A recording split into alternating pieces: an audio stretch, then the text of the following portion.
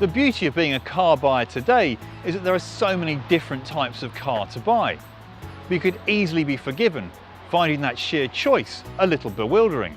So if you don't know your MPV from your SUV or your coupe from your convertible, then let us help. In this film, we'll take you through the 7 most important body styles on offer and explain just which sort of buyer each is most suitable for. We'll start with the UK's most popular body style, the humble hatchback. Now these come in all sizes, including everything from the Renault Twingo to the Ford Focus and beyond.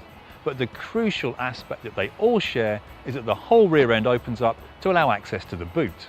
With that degree of practicality, it's no surprise that cars like this are ideal for families, and especially when you get to models as big as the Vauxhall Insignia and Ford Mondeo. Because the whole rear end opens, it couldn't be easier to load things in and out of the boot, and it also allows you to make the most of what space is on offer really easily.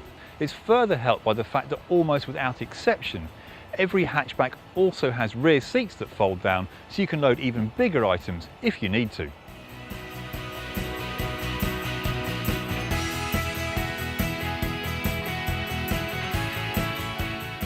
This is in direct contrast to the other popular choice in Mondeo-sized cars and above, the saloon.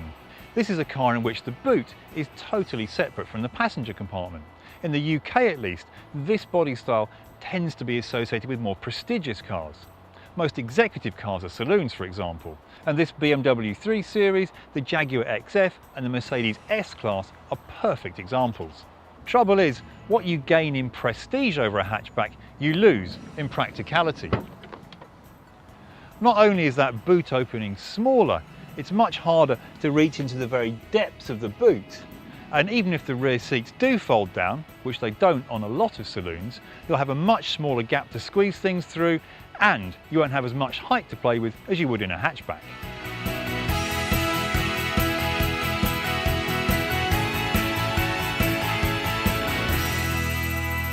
One way to get around that problem is to buy an estate. It'll almost certainly be based on a saloon or a hatchback, and basically it gives you a bigger, boxier rear end that gives you a squarer, larger load area. As you can well imagine, that, combined with the flexibility of folding rear seats, makes this body style particularly suitable for use as a family car. Essentially, estates are hatchbacks, and like them, they come in all sizes, covering everything from models as small as the Skoda Fabia right up to relative behemoths like the Volvo V90 and Mercedes E-Class. The attraction of an estate car is pretty easy to sum up. Space. But in particular, it's getting the extra space over the equivalent saloon or hatchback without any great penalty. It'll be much the same size, so it's just as easy to manoeuvre, and you won't have to pay much more to run it.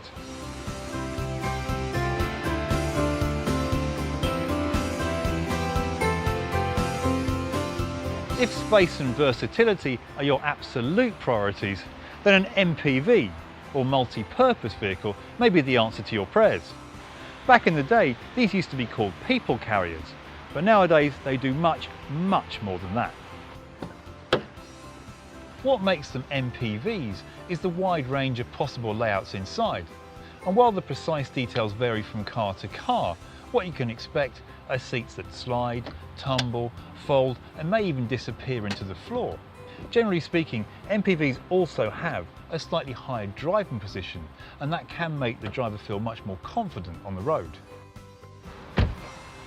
However, there are a few myths to bust. And first of all, not all MPVs are 7-seaters.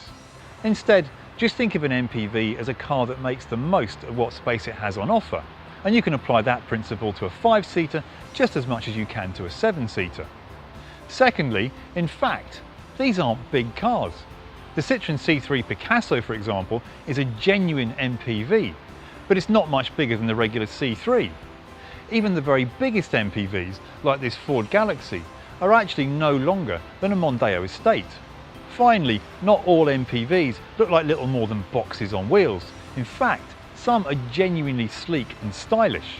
That said, if you really can't cope with the look of an MPV, the good news is that many of their seat folding tricks are available in other classes of car.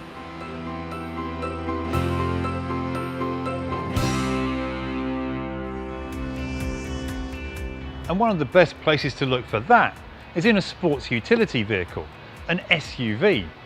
Many people may call these 4x4s or off-roaders, and while that's understandable, in fact, not all of these things have four-wheel drive, and many aren't designed to go off-road at all. Like several other body styles, SUVs come in all sizes, ranging from relative tiddlers like the Vauxhall Mokka up to this Mazda CX-5 and onto giants like the Range Rover. But what they all have in common is they sit that little bit higher off the ground and generally have a more chunky appearance to their body. For many people, that rugged style alone will be enough to attract them. But the extra height isn't just about looking good.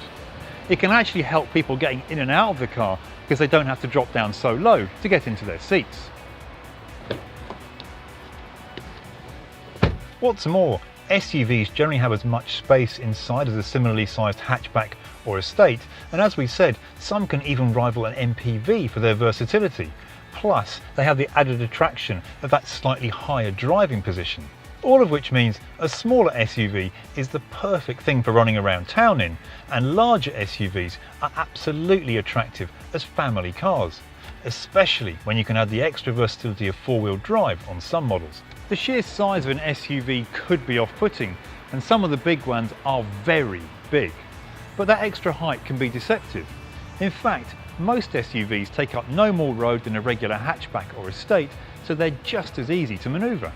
On the other hand, the extra bulk of an SUV can mean worse fuel economy, especially if it comes with four-wheel drive. But if you shop around, you can find some really economical models, including hybrids, which will be particularly attractive to drivers who spend a lot of time in town. Last but not least, don't forget, if all you want is four-wheel drive, you don't have to buy an SUV. Actually, all-wheel drive is available in almost every body style.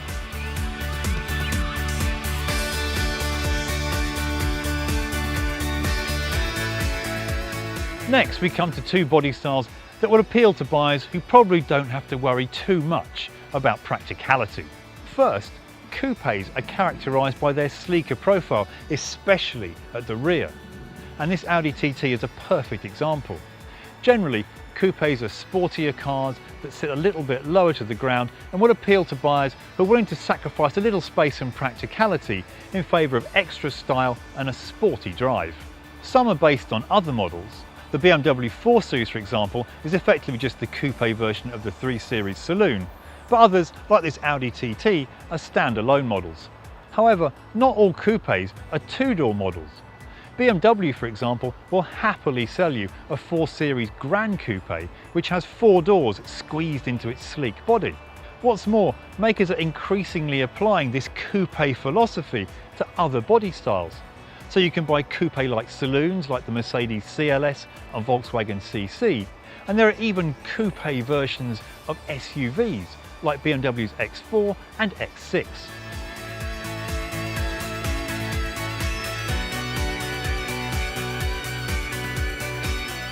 Finally, we come to the convertible, which is perhaps the easiest body style to define. Quite simply, these are cars in which you can raise and lower the roof. Again, this class of car covers a wide range of sizes, and it includes both soft and hard tops. Some, like the Mazda MX-5 and this Mercedes SLK, are designed as pure sports cars, but others are based on existing models and just give you the chance to soak up the sun on those all too rare occasions when it actually puts in an appearance here in Britain. Clearly, these are cars that favour fun over function, and overall, convertibles are perhaps the least practical of all the body styles on sale in Britain. But you can buy both 2-seat and 4-seat convertibles, and some even have quite reasonable boots, so a convertible doesn't have to be hopelessly impractical.